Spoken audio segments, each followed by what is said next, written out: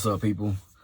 So usually, as time progresses in trucking or guessing anything you do, you get a lot of people they'll ask you, hey man, would you do anything different?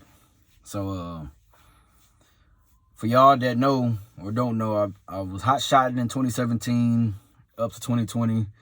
2020, I came on over to the semi side, right? So coming to the end of my 4 years on the semi side, I've been to 6 different companies. So that was Schneider, and I'm doing it. I'm saying it in the order that I went.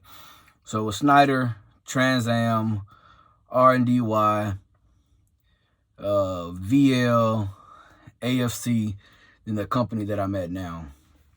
So now what I'm about to say is probably going to be a little contradicting because I did my first OTR with Schneider. That was a year on and off, just about. So from the year mark, that first year, I did Schneider, Trans Am, went back to Schneider, then left Schneider, went to R&DY. That was around the time I did like a 4-month break of YouTube, and that's when I drove for owner op, bought the truck, drove for myself, and did my flatbed stuff. So those 4 months was actually pretty stressful. So I don't have a lot of I didn't take a lot of pictures back then. I pretty much stayed to myself because I was at a company I really didn't like. So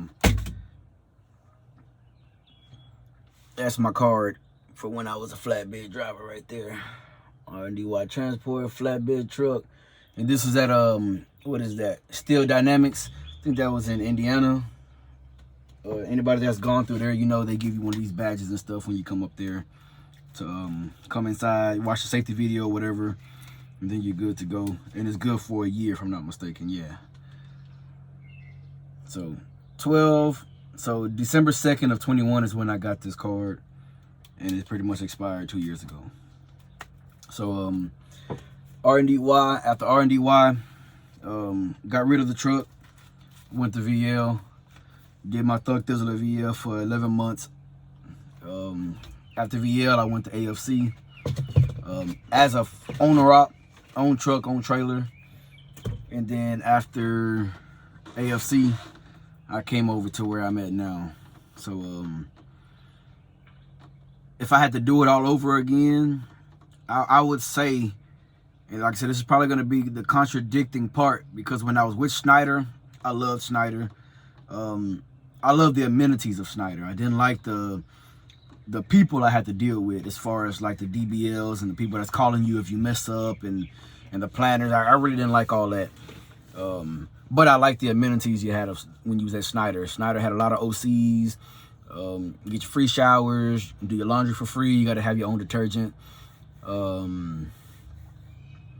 Trucks were okay, but I mean, Schneider had me in they put me in 2 different T680s until they finally put me in a Cascadia. Then on the Trans Am, I was there for a month. Was it a month? Maybe it was 3 weeks. I was over there. That was horrible. I was 50 cents a mile to be a Texas regional driver. Supposed to be home for my 34-hour reset. And when I first started, man, they didn't get me home for like 3 weeks. They micromanage you down to everything, man. They gotta approve. They only approve so many gallons of fuel. And a lot of times when I was there, it was only 50 gallons, so it wasn't even enough to get a free shower. You got to call in to get authorization to pay for a scale ticket. I didn't like that. Yeah, man, I didn't like that. Was it 3 weeks? No, I don't even think it was 3 weeks. I think I did 3 loads. And then once they got me to Oklahoma, and I just did hit it all the way home. And then they ended up asking me like, "Hey, do you have a trailer?" I was like, "Yeah." So I brought my truck back, and I busted myself back home. So then I went back to Schneider. Felt like I was home, back to running it, but once again, the management, man, they was real shitty, man. I couldn't really deal with them.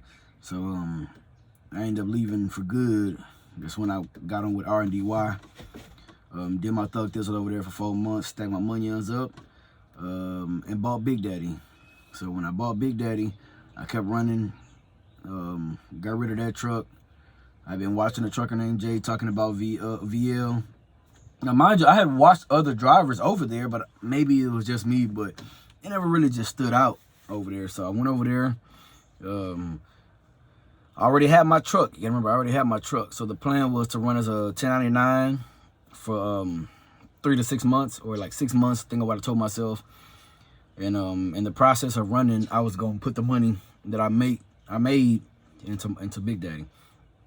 So ran over there 3 months as a company driver. I think the second month after being there, I was like, man, I'm making some pretty decent money. You know, my checks were steady at like 24 to 25 every week. You know, it was pretty steady because I ran. You know, when I went to work, I did 4 weeks consecutive. So, you know, and I'm telling them, hey, I'm ready to go. I'm ready to go. I'm ready to go. So did that. Hit them up like, yo, I want to get into one of the lease trucks. By the time my go around came around, lease trucks payments had went up a little bit. But I mean, I got up in there. I did what I did, and I ran the money up. So from VL, then I went to AFC, self-dispatch. I mean, I had total, complete freedom. So while I was at AFC, if I failed, that was on me. You know, it don't matter if the truck went down, trailer issues, whatever, that's all on me. So I will say I think AFC was probably the best company I've ever been to since I've been driving, only because of the freedom that I had. You know, nobody called and was micromanaging me. They actually was calling me like, hey, you know, man, you're doing pretty good out here in this shitty ass market. Like, tell us what you're doing.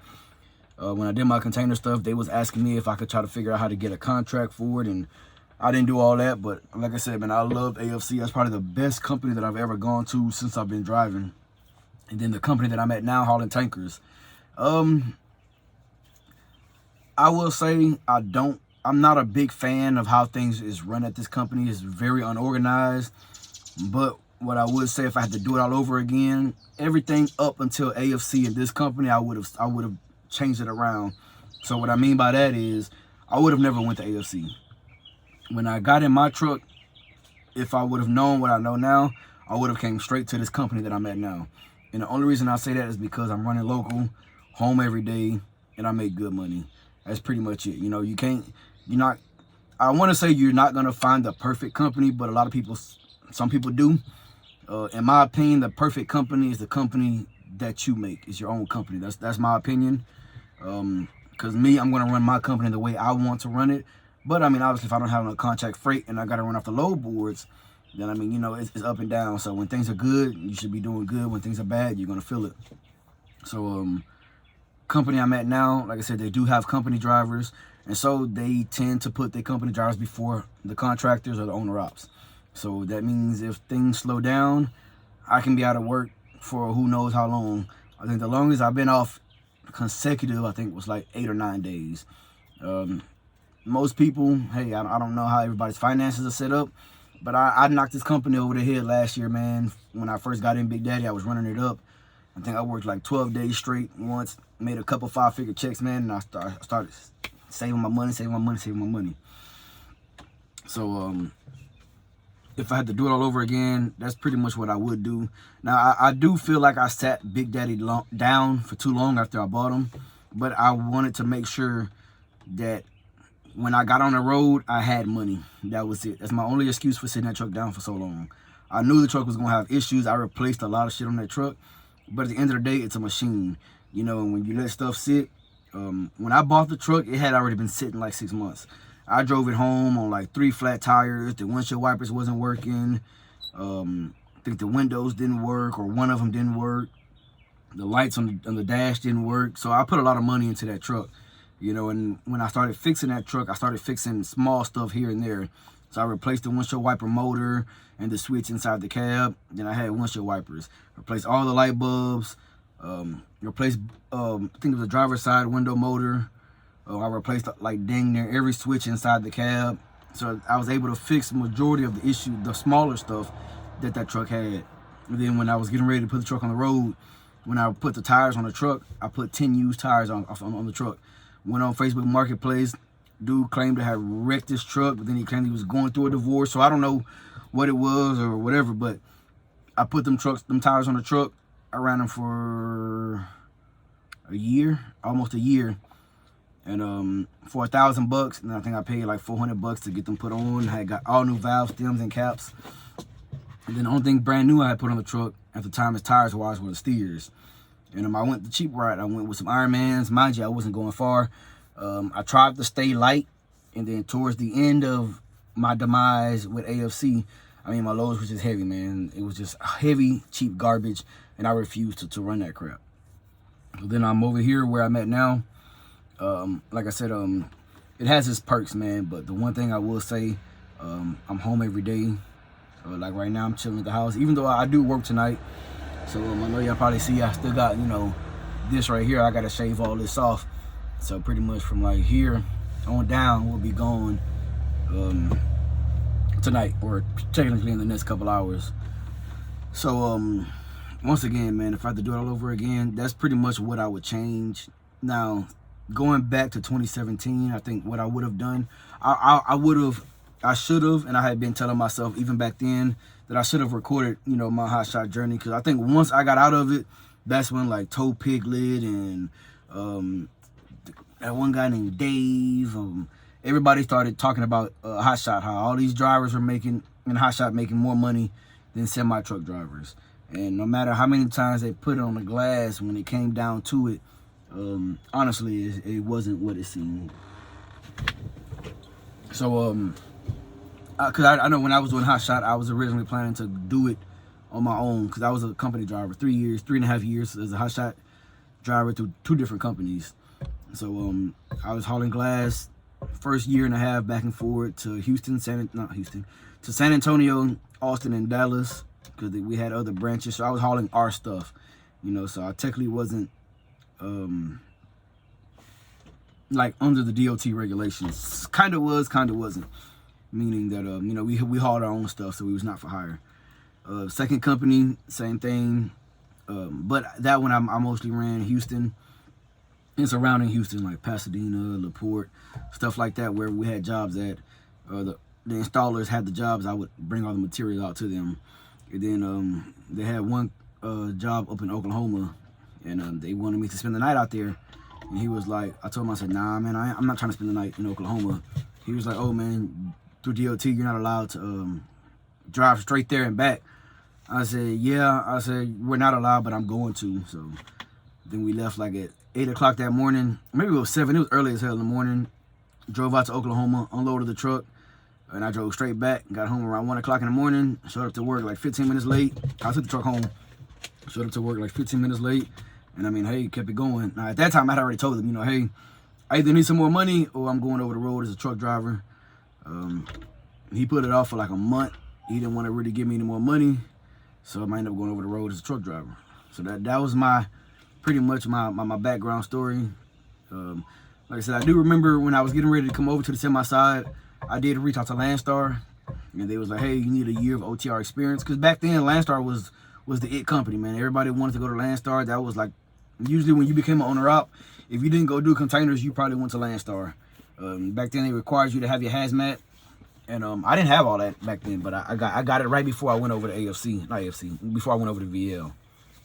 So, yeah, I know it's kind of contradicting because, like I said, AFC is probably the best company that I've ever been with. But if I had to do it all over again, I would have started here at this company that I'm at now first.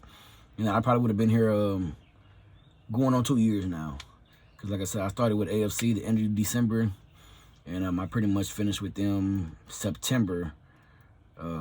So that was pretty much 9 months. And then I came over to this company, 2 months in the company truck, doing my training, and then also waiting for them to lease Big Daddy on. So, like I said, I have a lot of negatives to say about the company that I'm at. And then you pretty much just got to weigh, you know what I'm saying? So, obviously, my main negatives were, pretty much the people that I have to deal with, man. Not a big fan of them at all. I hate the way they communicate over here. One thing I really hate is this company will throw like sitting you down or terminating your lease in your face. I don't like that. Oh man, you do this, you do that.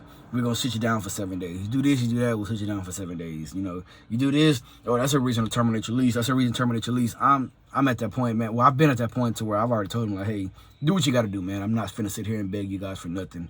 You know what I'm saying? My work speaks for itself. Y'all ask me to work, I do what I do, and then I go home. You know, all that other stuff they be trying to be on, I'm not with it. All that, yes, sir, no, sir, kissing ass bullshit. I don't do all that crap, man. I'm pretty much here to make my money, and that's it, go home. So at this company, man, I'm not really too friendly with too many people, because like I said, I'm on go mode. When I come to work, I'm here to make money. That's it. All that chit chatting and stuff, I ain't with all that. I'm just here to get to my money. So there you go. I know I've had that question asked to me a couple times before in the past. You know, hey Mike, if you could do it all over again, what would you change? What would you do? That's pretty much it, man. Like I said, I love that I started with Schneider. I think trucking is probably one of the main industries where, like, as a driver, you can like yell and curse at the boss, you know what I'm saying, which is your dispatcher or terminal manager or whatever. So I've always had that mentality, and that's why, you know, before I started driving back in the day, you know, people, they want to talk crazy to you, and you just gonna sit there and take it up, you know what I'm saying, and take it. Because if you don't, they're gonna fire your ass. So now, like I said, I love that I started with Schneider. And back in the day, I never wanted to start with Schneider. I actually wanted to start with Trans Am. And it wasn't because of the pay, it was because of the amenities they offered the driver when you first started out. Because back in the day, Trans Am, you got a loaded truck, man. You got a Kenworth T680. These come with TVs, CBs, I think microwaves, refrigerator. They had the what do you call it? That package for the cable and internet, not internet, cable and the football packages and all that crap. So that's what I wanted originally, because I just wanted to be comfortable. So when I came out of the truck and I already had my money's right to where I'm like, well, I'm not even gonna make a lot of money the first 6 months, because you know, they don't pay much. And the original plan was to do 6 months with Trans Am, be clean, do 6 months with KB, you know, because KB had a minimum guaranteed or something like that. I think like $12.50 or $14.50 or something like that. And then from there, I was gonna, you know, hop in my own stuff and go to Landstar. That's what the original plan was. But hey, I did Schneider, Trans Am, dibble and dabble in some owner-op work for a little bit at R&DY. Then went over to VL, leased my first truck. Definitely an experience. And then came out here on my own, man. You know, AFC, and then now I'm still doing it with the company I'm with now, hauling tankers. So as of right now, man, I do not plan to leave tankers. This company I'm with, I would like to be here for at least the next 9 years now. I made a 10-year plan. I've been here over a year now. And as of right now, it seems like everything is going, it's working. So we'll see how that goes. Y'all stay tuned. I'll catch y'all in the next one.